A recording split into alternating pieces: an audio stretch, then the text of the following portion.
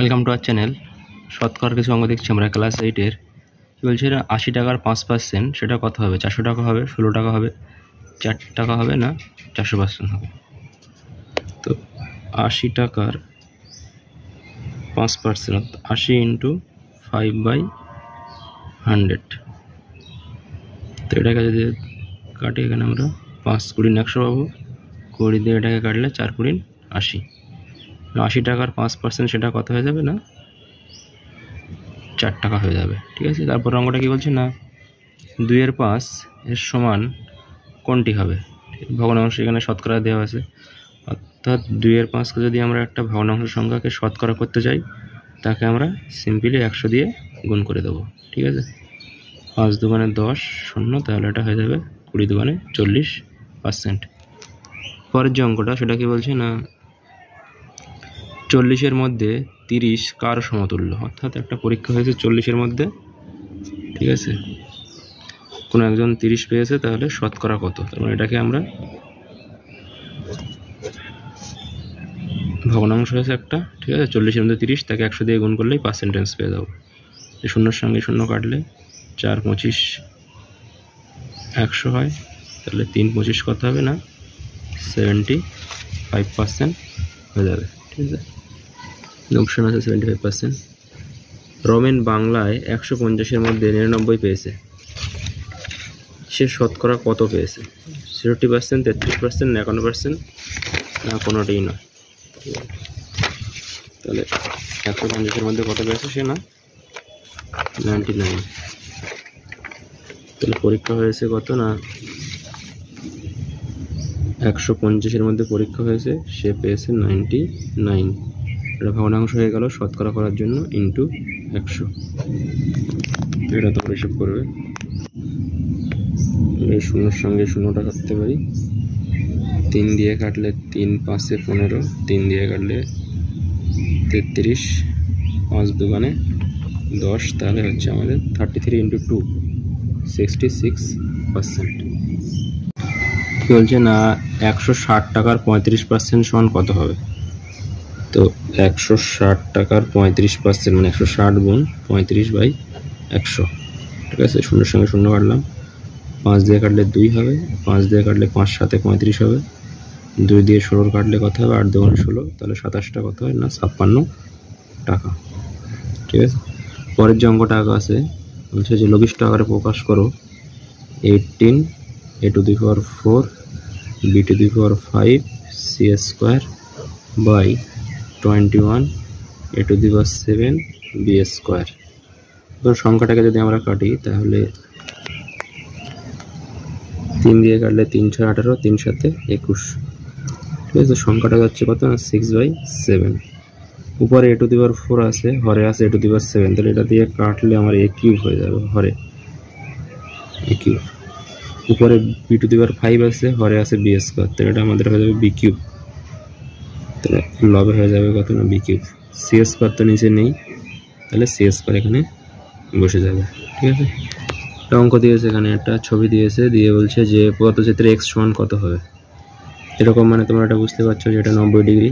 ঠিক আছে, তাহলে এটা কত? 30 ডিগ্রি। 3টে কোণ যোগ করে 180 হয়, তাহলে এখানে 90 আর 30 কত হয়? 120। তাহলে 180 থেকে যদি আমরা ওই 120 বাদ দিয়ে দিতে পারি,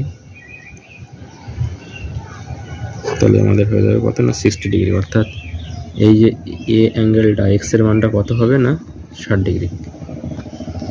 পরের যে অঙ্কটা আমরা দেখছি যে 0.1 এর 1% সমান কত হবে? তো 0.1 এর 1% মানে 1/100।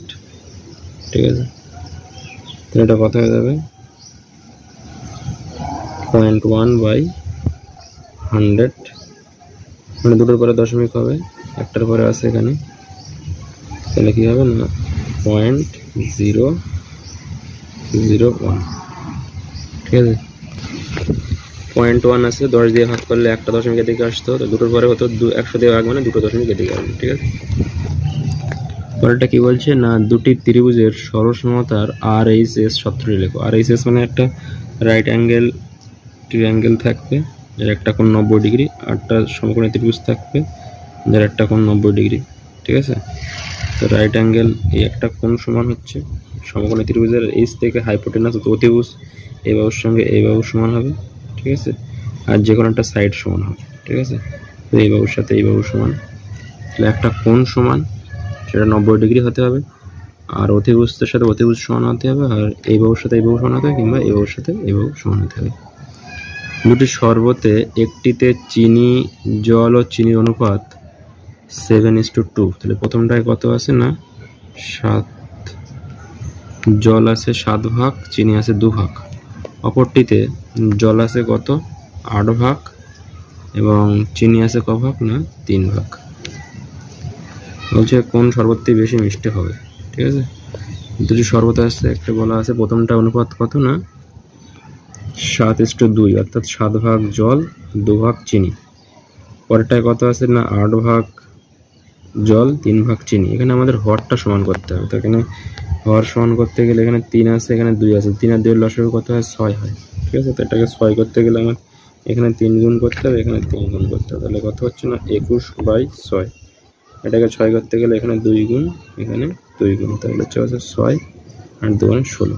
তাহলে আমরা দেখতে পাচ্ছি যে প্রথমটাতে 21 ভাগ জল আর 6 ভাগ চিনি, পরেরটাতে 16 ভাগ জল আর 6 ভাগ চিনি। তাহলে এইটা বেশি মিষ্টি হবে, ঠিক আছে, যেখানে অল্প জল আছে এবং চিনি বেশি আছে, ঠিক আছে। তাহলে আমাদের যে 8:3 সেটা আমাদের বেশি মিষ্টি হবে। তারপরে যে অঙ্কটা আছে এখানে কি বলছে না দুটি সংখ্যা এ ও বি, এদের গসাগু বলা আছে এইচ আর লসাগু বলা আছে এল, এবং এইচ প্লাস এল ইজিক্যাল টু এ প্লাস বি হলে এ স্কোয়ার প্লাস বি স্কোয়ার এর মানটা কত হবে। দুটো সংখ্যার কি বলা আছে না গসাগু বলা আছে, লসাগু বলা আছে, অর্থাৎ সংখ্যা দুটির গুণফল বলা আছে, ঠিক আছে। এবং এইচ প্লাস এর মানটা বলা আছে এ প্লাস বি হলে এর মানটা কত হবে। আমরা জানি যে দুটি সংখ্যার গুণফল সমান লসাগু গুণ গসাগু, তাহলে সংখ্যা দুটি কত এ এবং বি, তাহলে সংখ্যা দুটি যদি এ বি হয় তাহলে লসাগু ইন্টু গসাগু মানে এ গুণ বি, সেটা হয়ে যাবে কত না এইচ এল, ঠিক আছে। এইচ গুণ এল, তার মানে এইচ এল লিখতে পারি। আর বলা আছে আমাদের এ প্লাস বি, সেটা বলা আছে কত না এ প্লাস বি সমান এইচ প্লাস এল। এই দুটো আমাদের মান দেওয়া আছে, এ প্লাস বি হচ্ছে এইচ এল এবং এ প্লাস বি হচ্ছে এইচ এল। একটা বলা আছে লসাগু এল এবং গসাগু এইচ, তাহলে সংখ্যা দুটির গুণফল হচ্ছে এল এইচ। এবং একটা বলা আছে যে এ প্লাস বি সমান এইচ প্লাস এল। এখান থেকে আমাদের এ স্কোয়ার প্লাস বি স্কোয়ারের মানটা বার করতে হবে। তো আমরা কি করব না এ স্কোয়ার প্লাস বি স্কোয়ার মানে আমরা যদি এ স্কোয়ার লিখি এখানে একটা 2ab লিখি প্লাস বি স্কোয়ার লিখি, ঠিক আছে। তাহলে 2ab বেশি লিখেছি আমি এখানে, তাহলে একটা 2b বিয়োগ করে দেবো। তাহলে এখান থেকে এটা আমাদের সূত্র হচ্ছে A plus B whole square minus 2ab, ঠিক আছে। এর এ প্লাস বির মানটা এখানে বলা আছে কত এইচ প্লাস এল, তো এইচ প্লাস এল তার whole square minus 2 into ab, ab মানে কত এইচ এল, ঠিক আছে। তো এটা হিসেব করে যা হবে সেটাই আমাদের অ্যান্সার। আমাদের কথা হচ্ছে না এটা এ প্লাস বি হোল স্কোয়ার সূত্রে ভাঙলে হবে H square 2hL plus L square minus 2hL, 2hL এর সঙ্গে minus 2hL plus 2hL cancel হয়ে যাবে, অর্থাৎ H square plus L square, এটা আমাদের অ্যান্সার হয়ে যাবে, ঠিক আছে। স্কোয়ার প্লাস বি স্কোয়ার মানে কত হবে না H square plus L square. MCQ এর শেষ যে অঙ্কটা আছে P square minus Q square এর উৎপাদকগুলোর সমষ্টি কত হবে। তো খুবই সহজ, যে P square minus Q square অর্থাৎ A square minus B square এর কী হয় না ফ্যাক্টর হবে পি প্লাস কিউ, একবার যোগ হবে আর একবার কি হবে না বিয়োগ হবে পি মাইনাস কিউ। তো দুটো উৎপাদক হচ্ছে, এদের যোগফলটা বার করতে বলেছে, তাহলে P plus Q R P minus Q এর যোগফলটা কত হবে না, যোগ করলে প্লাস কিউ মাইনাস কিউ কেটে যাবে, পি আর পি যোগ করলে কত হবে না 2p, অর্থাৎ P square minus Q square এদের উৎপাদকের যোগফল কত হবে না 2p। শূন্যস্থান পূরণের যে অঙ্কটা আছে লোক সংখ্যা ও দিন সংখ্যা ড্যাশ হয়, সবসময় কি হয় না ব্যস্তানুপাতি হয়, ঠিক আছে। কোনো একটা নির্দিষ্ট কাজের জন্য যদি লোক সংখ্যা বাড়িয়ে দিই তাহলে আমাদের দিনের সংখ্যা কমে যাবে, আর যদি দিন সংখ্যা বাড়িয়ে দিই তাহলে আমাদের লোক সংখ্যা কম লাগবে, তাহলে এটা সবসময় ব্যস্তানুপাতি হবে। দুর্যোগটা কি বলছে না যখন অনুরূপ কোণগুলির পরিমাণ সমান হয় তখন সরলরেখা দুটি কি হয় না সমান্তরাল হয়। ঠিক আছে, অনুরূপ কোণ তোমরা শিখবে। ঠিক আছে, এরকম দুটো সমান্তরাল সরলরেখা হবে। সরলরেখার একই পাশে যদি এই দুটো কোণ সমান হয় সেটাকে আমরা একই দিকে হলে অনুরূপ কোণ বলি, আর এদিকে একটা হলে একান্তর কোণ বলে যায়। অনুরূপ যদি কোণ দুটো সমান হয় সেক্ষেত্রে আমরা বলবো যে সরলরেখা দুটো কি হবে না সমান্তরাল হবে। এ কিউব প্লাস বি কিউব এর একটি উৎপাদক এ প্লাস বি হলে অপরটি কত হবে? খুবই সহজ। এ কিউব প্লাস বি কিউবের যে সূত্রটা আছে সেটা লিখলেই অ্যান্সারটা এসে যাবে। ঠিক আছে, এ কিউব প্লাস বি কিউবের সূত্র কি আমরা জানি না? এ কিউব প্লাস বি কিউব এর উৎপাদকের সূত্রটা হচ্ছে A plus B into A square minus A B plus B square. তো একটা উৎপাদক যদি এ প্লাস বি হয় আর একটা হয়ে যাবে এটা। যদি পরীক্ষায় এটা না পড়ে এ কিউব মাইনাস বি কিউব পড়ে তাহলে প্রথমে হবে এ মাইনাস বি, আর এখানে একই টার্ম হবে শুধু প্লাস হবে। ঠিক আছে, এটা কত হবে না এ square plus A B plus B square. তারপরে কি বলছে না দুটি ত্রিভুজের সর্বসমতার একটি শর্ত উল্লেখ করো। তো সর্বসমতার একটা অনেক কটাই আছে যে সাইড অ্যাঙ্গেল সাইড, অর্থাৎ দুটো ত্রিভুজের একটা বাহু, দুটো ত্রিভুজ আছে। ঠিক আছে, এখানে দুটো একটা ত্রিভুজ আছে, এ বাহুর সঙ্গে এ বাহু সমান, আর এ বাহুর সঙ্গে এ বাহু সমান, আর এদের মধ্যবর্তী কোণটা সমান। ঠিক আছে, এই কোণের সাথে এই কোণ সমান, আর এই বাহুর সাথে এই বাহু সমান, এই বাহুর সাথে এই বাহু সমান। তাহলে ত্রিভুজ দুটো কি হবে না সর্বসম হবে। ঠিক আছে, এছাড়া কি হয় না বাহু বাহু বাহু হয় এস এস এস। ঠিক আছে, আর একটা হয় আর এইচ এস, এখানে একটা বলতে বলেছে। ঠিক আছে, তারপর একটা অঙ্ক দিচ্ছে যে প্রদত্ত চিত্রে এক্স এর মান কত হবে। এই যে একটা ছবি দিয়েছে এখানে। ঠিক আছে, দুটো সমান্তরাল সরলরেখা আছে এ বি এবং সিডি। এখানে এটা যদি 68 হয়, ঠিক আছে, তাহলে এই কোণটা কত হবে? তো আমরা কি জানি না এই কোণের সঙ্গে এই কোণ কি হয় একান্তর কোণ হয়, তাহলে এটা 68 হলে এটাও 68 হবে। ঠিক আছে, এটা যদি 68 হয় তাহলে এরকমভাবে যদি ভাবি এটা আমরা, তাহলে এই পুরোটা 180 ডিগ্রি হয়, তাহলে এটা 68 হলে এটা এক্সট্রা কত হবে? এক্সট্রা হবে 180। ওই সরল কোণ থেকে 68 বাদ দিতে হবে। ঠিক আছে, 8 এর ক দাও 10, 2 দাও 10, হয় থেকে 1, 7 কয় দাও 8, 1। ঠিক আছে, আরে 1 লেগে যাবে। ঠিক আছে, তাহলে কথা হবে না 112 ডিগ্রি হয়ে যাবে। তাহলে এক্স এর মানটা কত হবে না 12। কীভাবে করলাম না এই 68-র সঙ্গে এই কোণটা হচ্ছে একান্তর কোণ, তাহলে এই কোণটার সাথে এই কোণটা সমান, আর এটা হচ্ছে পুরোটা কি এক সরল কোণ। তাহলে 180 থেকে এই 68 বাদ দিলে হয় কত না 112 ডিগ্রি। একটা এমসিকিউ অঙ্ক দেখছি, কি বলছে না কোন সংখ্যার 20% মান 30 হবে। তো আমি ধরে নিচ্ছি যে এক্স এর 30% 20, সেখান থেকে আমরা এক্স এর মানটা বার করে দেবো, তাহলে হয়ে যাবে করে নেব বা এক্স ইন্টু 30/100% মানে হরে 100 হয় ইজিক্যাল টু 20। তারপরে নেব বা এক্স ইজিক্যাল টু 20 ইন্টু যে ভগ্নাংশটা আছে সমানের দিকে উল্টে যাবে, উপরে কত হবে 100 হবে, হরে কত হবে 30 হবে। ঠিক আছে, এটা কাটাকুটি করলে কত হয় না শূন্যর সাথে শূন্য কাটা, তাহলে আমাদের এক্স ইজিক্যাল টু কত হচ্ছে না 200/3। তো সংখ্যাটা কত হবে না 200/3। তার যদি 30% করি তোমরা কত হবে না 20 হবে। যদি আমরা কি বলছি না সঠিক উত্তরে নির্বাচন করো। এম এবং এন ধনাত্মক পূর্ণ সংখ্যা হলে X to the power M এবং X to the power M plus N এর গসাগু কত হবে? তো X to the power M আর একটা হচ্ছে কত না X to the power M plus N.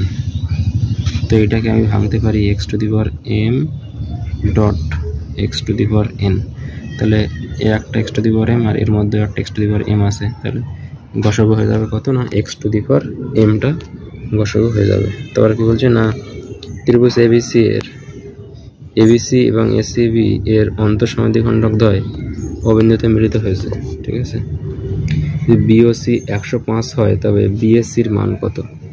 তাহলে ত্রিভুজ আছে, ঠিক আছে, এ বি সি এবং অ্যাঙ্গেল এবিসি এবং angle ACB, angle ABC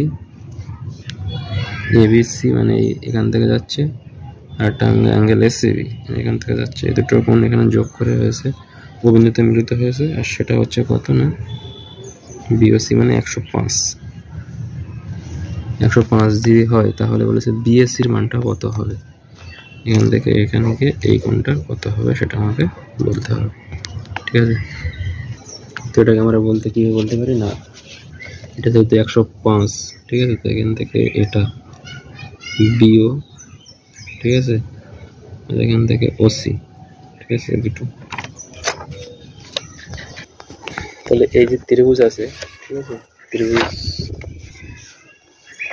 BOC এর ক্ষেত্রে আমরা দেখতে পাচ্ছি যে যেহেতু এটা বিকোণের অন্তঃসমদ্বিখণ্ডক, তাহলে সমান দুভাগে ভাগ করা যাবে b/2, অ্যাঙ্গেল b/2, আর এইখানে এই অ্যাঙ্গেলটা অ্যাঙ্গেল c/2 প্লাস 105, এই তিনটে যোগ করে কত হবে না 180 হবে।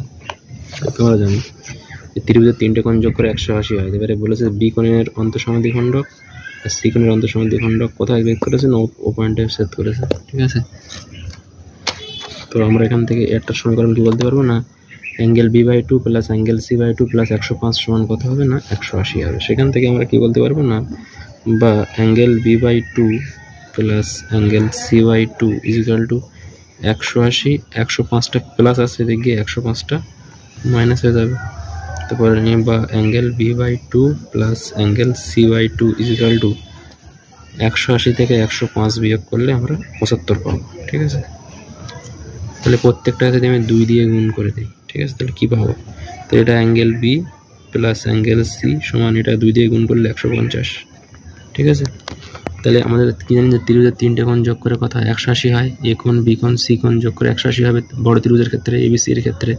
তাহলে বি কোণ আর সি কোণ যদি 150 হয়ে যায়, তাহলে এই কোণটা অবশ্যই কত হবে, 30 ডিগ্রি হবে, ঠিক আছে। না হলে তোমরা ভিডিওটা টেনে একবার দেখে নিও, ঠিক আছে।